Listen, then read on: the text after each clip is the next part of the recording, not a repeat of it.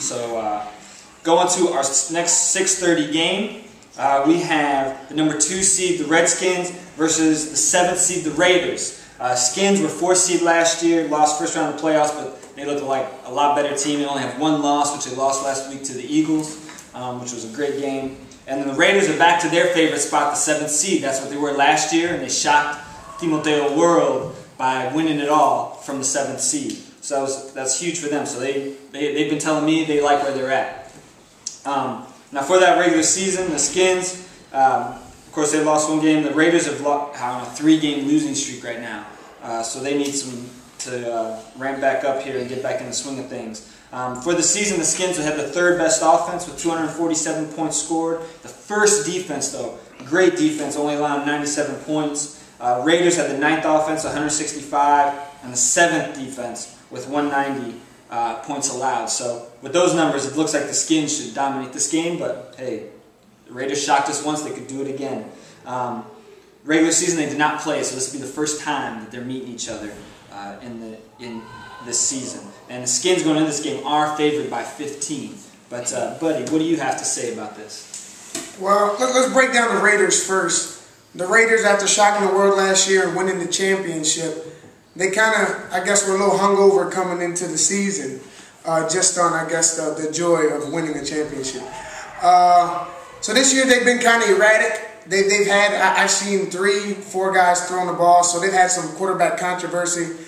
So that's been hurting them this year. Talent-wise, I think they got more talent than they did last year when they won the championship. Louis Garciani has really stepped it up, and Frank has really stepped it up and has played any way they needed him. Where they kind of slack is Thomas. He's kind of been off and on, you know, whether he's here or whether he's not there. So if Thomas can come in and step in at quarterback, maybe, you know, they can have a little fight in this game. Now let's break down the Redskins. The Redskins last week played their hearts out against the Eagles. And for some people thought, you know, the Redskins should have won that game. They got a blown call that might have favored, or a couple calls that might have favored the Eagles. So the Redskins are going to be coming into this game, and they're going to be coming in hard. So let's, when I break it down, you got the Raiders. You ain't going to be able to, you can't stop Bam. You can't stop Leo. You can't stop Newt.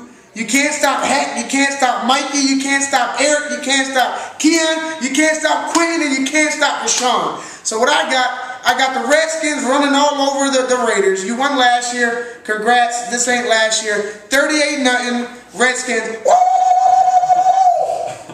All right, so looks like all the top seeds are being picked right now, so we'll see what happens if the Redskins can live up to it. So our final game, 6:30 game, we got the Packers versus the Vikings, the 4 and 5 seed. They actually just met this last season. Packers ended up blowing out the Vikings, so Vikings are going to try and get a little revenge. Pack won that game 37-12. Over the season, Packers were 6-2, Vikings 5-3. Both of them went down a little bit in rankings from last year. Last year, Packers were 2nd seed, Vikings 3rd. Now Packers 4th, Vikings 5th. For the season, the Packers had the 4th best offense, 235 points. 3rd best defense with 102 points allowed. Vikes had 5th best offense, 199 points, and 4th best defense, 147. So pretty evenly matched, on paper at least, but like I said, last week it looked different.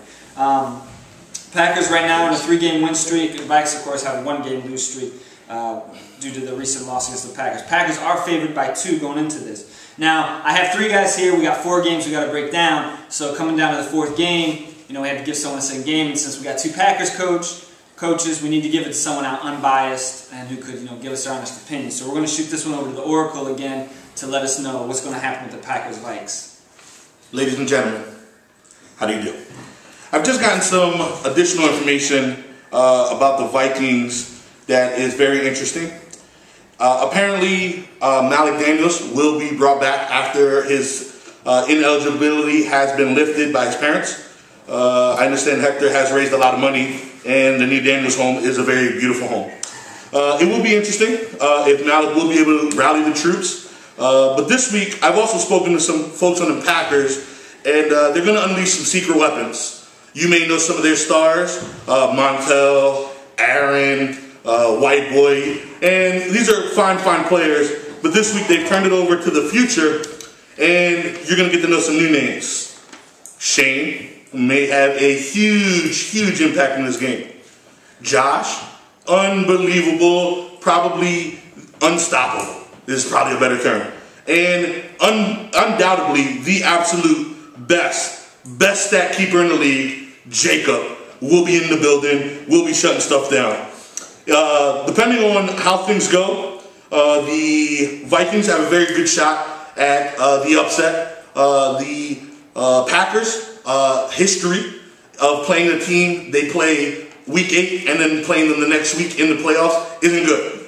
It is not good. The Raiders went on to win the championship after beating the Packers in the playoffs last year in the first round. A good friend of mine, Harold Campy, has also told me that he believes the Vikings will win the game. I, on the other hand, do not believe that. I'm going to go with Packers 26-20, and that is all I have. Good day. 26-20. Wow, so it's going to definitely be a closer game. The Oracle apparently is getting a little money under the table or went shopping or something. Absurd. Changes. Erroneous on both counts. But yeah, so that's the preview of the playoffs. Should be some great games. Excited to see what happens. See if the Eagles or Raiders can win another championship, or if we got a new team on the block, like maybe the Packers, Redskins, or someone like the Titans coming out of nowhere, the Colts. So it should be some great games. Remember, they start at 5 o'clock this week, so 5 and 6:30. So make sure you come out and check out the games, and we'll see you out on the field.